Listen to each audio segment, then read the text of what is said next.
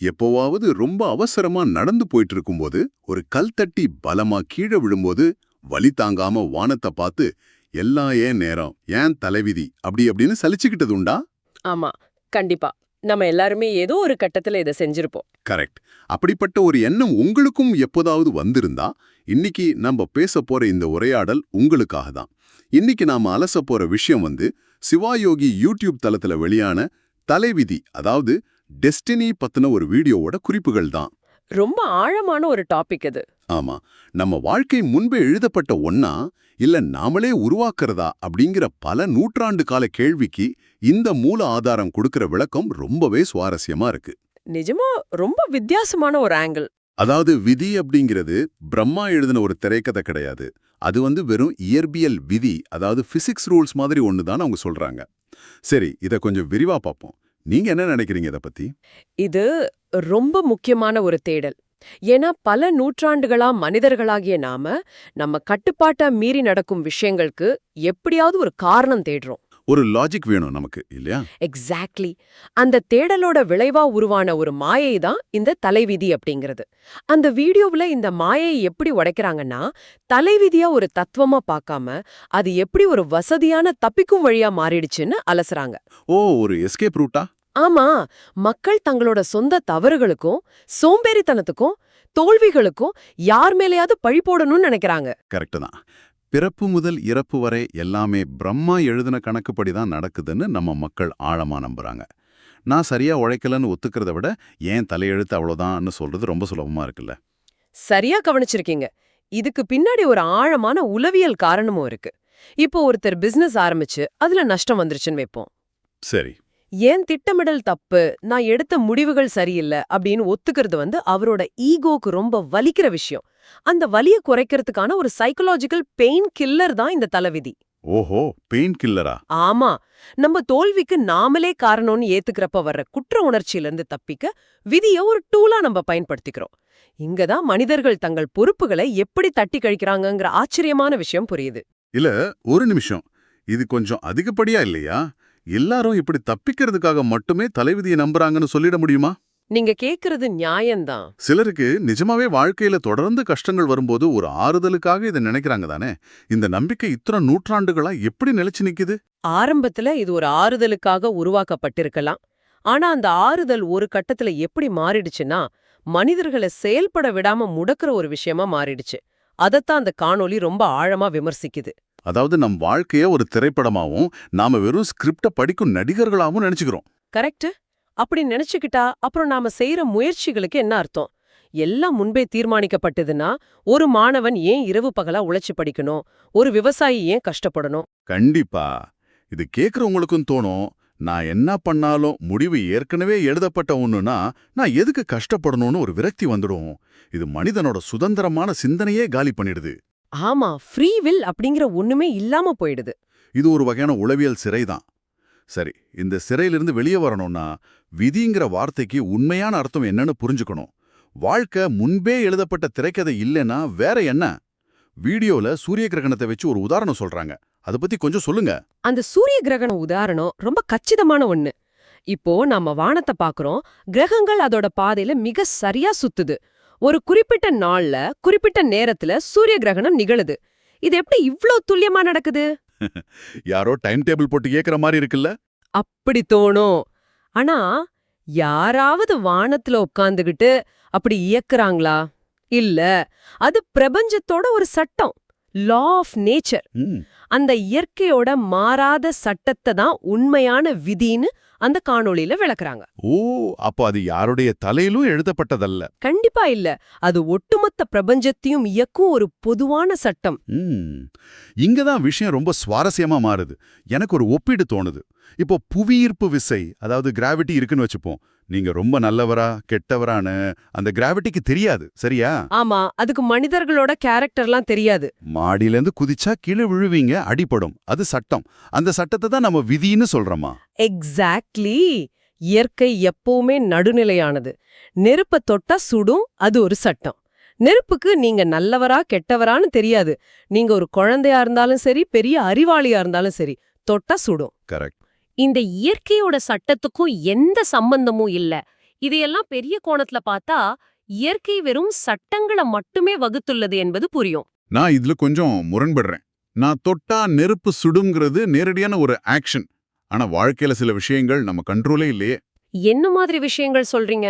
இப்போ திடீர்னு ஒரு சுனாமி வருது. பல பேர் பாதிக்கப்படுறாங்க. அதுவும் இயற்கை சட்டம்தான். ஆனா அங்க பாதிக்கப்படுறவங்க எந்த தப்புமே பண்ணலையே. அவங்க ஏன் அந்த விளைவை சந்திக்கணும்? இதுக்கு இந்த இயற்கை சட்டம் எப்படி பதில் சொல்லும்? இது ரொம்ப ஆழமான கேள்வி. ஆனா இந்த வீடியோவோட அடிப்படையில பார்த்தா சுனாமிங்கிறது டெக்டானிக் பிளேட்ஸ் நகர்வதால வர்ற ஒரு இயற்கை நிகழ்வு. அது மனிதர்களை தண்டிக்கிறதுக்காக வர்ற ஒரு கோபமான செயல் கிடையாது. சரி. கடல் தன்னோட எல்லைய விரிவுபடுத்துறது இயற்கையோட சட்டம். ஆனா அந்த கடலோரத்துல நாம வீடுகளை கட்டுறது, இயற்கையோட எச்சரிக்கைகளை மீறி செயல்படுறது, இதெல்லாம் மனிதர்களோட முடிவுகள். ஓ, அதாவது இயற்கை எந்த தனி மனிதரையும் குறிவைக்கிறது இல்லைன்னு சொல்றீங்க. ஆமா, இயற்கை சட்டம் எதையும் குறிவைக்கிறதில்ல. அது வெறும் ஒரு கட்டமைப்பு தான். அது நல்லது கெட்டதுன்னு பிரிக்கிறது கிடையாது. அது வெறும் காஸ் அண்ட் எஃபெக்ட், அதாவது காரண காரியங்களை மட்டும்தான் ஃபாலோ பண்ணுது. ஓகே.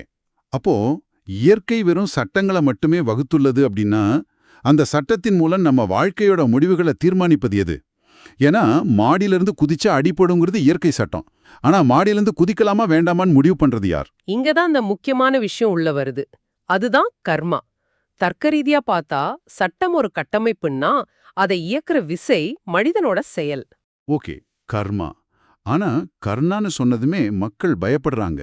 ஏதோ முற்பிறவில செஞ்ச பாவம், புண்ணியம் அல்லது நம்மள துரத்திட்டு வர்ற ஒரு மாய சக்தி அப்படின்னு நினைக்கிறாங்க. அதான் இல்ல. சிவாயோகி தளத்துல இத ரொம்ப சிம்பிளா உடைக்கிறாங்க. கர்மானா வேற ஒண்ணுமே இல்ல. அது வெறும் செயல், அதாவது ஆக்ஷன்.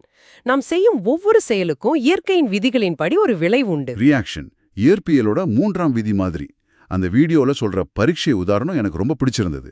ஒரு பையன் வருஷம் முழுக்க படிக்காம ஊர் சுத்திட்டு இருக்கான். பரீட்சை எழுதி ஃபெயில் ஆகுறான். ஆமா, இது அவன் செஞ்ச கர்மா. அதோட ரிசல்ட்டா அவன் ஃபெயில் ஆகுறான். அதை விட்டுட்டு எனக்கு நேரம் சரியில்லை, நவகிரகங்கள் மேல பழி போடுறதுல எந்த அர்த்தமுமே இல்ல, எனக்கு இது ஒரு வீடியோ கேம் விளையாடுற மாதிரி இருக்கு. வீடியோ கேம் எப்படி சொல்றீங்க? இப்போ அந்த கேமின் சாஃப்ட்வேர் விதிகள் தான் விதி. தீயில மிதிச்சா லைஃப் குறையும், காயின் எடுத்தா பாயிண்ட்ஸ் கூடும்னு ரூல்ஸ் இருக்கும். ஆனா என் கையில உள்ள கண்ட்ரோலரை நான் எப்படி அழுத்துறேன், எப்படி விளையாடுறேன் என்பதுதான் கர்மா.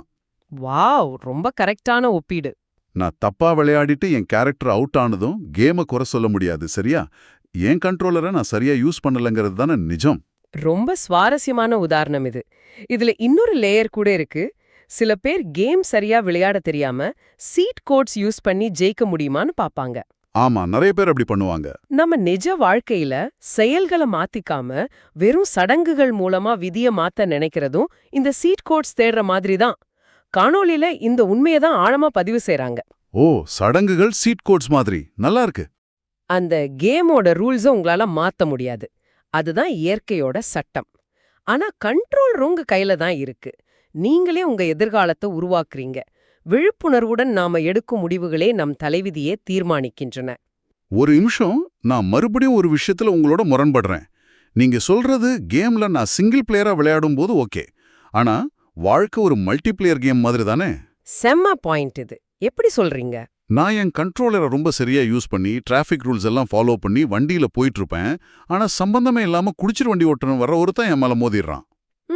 இங்க நான் எந்த தப்புமே பண்ணல. என் கர்மா சரியா தான் இருந்துச்சு. ஆனா ரிசல்ட் எனக்கு மோசமா வந்திருக்கே. இதுக்கு அந்த வீடியோவோட பார்வை என்னவா இருக்கும்? இது ரொம்ப வலிமையான ஒரு கேள்வி. நிறைய பேர் கர்மாவை பத்தி பேசும்போது தடுமாறுற இடமும் இதுதான். இங்கேதான் நாம கர்மாவை வெறும் தனிமனித செயலா மட்டும் பார்க்காம ஒட்டுமொத்த சமூகத்தோட செயலா பார்க்கணும். சமூகத்தோட செயல்னா? காணொளியில செயல் மற்றும் விளைவு பத்தி பேசும்போது நாம ஒரு பெரிய நெட்வொர்க்ல இணைஞ்சிருக்கோங்கிறத புரிஞ்சுக்கணும். நீங்க சரியா வண்டி ஓட்டுறது உங்களோட கர்மா, அந்த இன்னொருத்தன் பொறுப்பில்லாம ஓட்டுறது அவனோட கர்மா. ஆனா 2 பேரோட கர்மாவும் ஒரு புள்ளியில சந்திக்குது. எக்ஸாக்ட்லி. சந்திக்கும்போது ஒரு விளைவு வருது. இயற்கை சட்டம் அங்க 2 வண்டியோட வேகத்தையும் மோதலோட விசையையும் கணக்கிட்டு ஒரு பாதிப்பை கொடுக்குது. இது எந்த ஒரு மாய சக்தியோட தண்டனையும் கிடையாது. அது பல மனிதர்களோட செயல்களோட பின்னி பிணைந்த ஒரு விளைவு. ஆமா, அதனாலதான் சமூகம் சார்ந்த விழிப்புணர்வும் கூட்டுச் செயல்களும் ரொம்ப முக்கியம்னு சொல்றோம். அப்போ நாம ஏதோ முன்பே எழுதப்பட்ட ஒரு கதையோட கைதிகள் கிடையாது. மாறா இயற்கையோட விதிகள்ங்கிற மாபெரும் கட்டமைப்புக்குள் நம்ம சொந்த செயல்களால நம்ம வாழ்க்கையை எழுதும் எழுத்தாளர்கள் நாமேதான். எந்த சந்தேகமும் இல்ல. இத கேட்டுட்டு இருக்கிற உங்களுக்கு இது ஏன் முக்கியம்னு யோசிச்சு பாருங்க. அடுத்த முறை உங்க வாழ்க்கையில ஒரு பின்னடைவு ஏற்படும் போது வானத்தை பார்த்து ஏன் எனக்கு மட்டும் இப்படி நடக்கிறது அப்படின்னு கேட்பதை நிறுத்திடுங்க. அதுக்கு பதிலா என்னோட எந்த செயல் இந்த விளைவு கொண்டு வந்ததுன்னு யோசிக்கணும். கரெக்ட். எந்த செயல் இந்த விளைவை கொண்டு வந்தது அப்படின்னு உங்களை நீங்களே கேட்டுக்கொள்ளுங்க. அதுதான் உங்களை அடுத்த கட்டத்துக்கு நகர்த்தும். இருட்டுல முட்டி மோதிட்டு இருக்கோம்னு நினைக்கிறத விட நம்ம கையில ஒரு டார்ச் லைட் இருக்கு, அதை ஆன் பண்ணணும்னு புரிஞ்சுக்கிறது தான் உண்மையான விழிப்புணர்வு. ரொம்ப அழகா சுருக்கி சொல்லிட்டீங்க. மனிதன் எப்போ தன் செயல்களுக்கான பொறுப்பை முழுமையா ஏத்துக்கிறானோ அப்போதே அவன் தன் தலைவிதிய தன் வசப்படுத்த ஆரம்பிச்சிடுறான். சூப்பர். நம்ம இந்த ஆழமான உரையாடலோட இறுதிக்கு வந்துட்டோம். எல்லாமே இயற்கையின் விதிகளும் நம் செயல்களுமே தான் அப்படின்னு இந்த மூல ஆதாரம் மூலமா நம்ம புரிஞ்சுக்கிட்டோம். ஆனா இதை முடிக்கிறதுக்கு முன்னாடி உங்ககிட்ட ஒரு சிந்தனையை விட்டுட்டு போக விரும்புறேன். என்னது? எல்லாமே இயற்கையின் விதிகளும் நம் செயல்களுமே என்றால் அதிர்ஷ்டம், அதாவது லக் அப்படின்னு நம்ம கொண்டாடும் ஒன்று நிஜமாகவே இருக்கிறதா? அல்லது பலருக்கும் தெரியாத லட்சக்கணக்கான சிறு சிறு செயல்களின், அதாவது கர்மாவின் ஒட்டுமொத்த கூட்டல் தான் அதிர்ஷ்டம் எனப்படுகிறதா? இத பற்றி நீங்கள் தான் தனியாக யோசித்து பார்க்க வேண்டும். இன்னொரு சுவாரஸ்யமான உரையாடலில் சந்திப்போம்.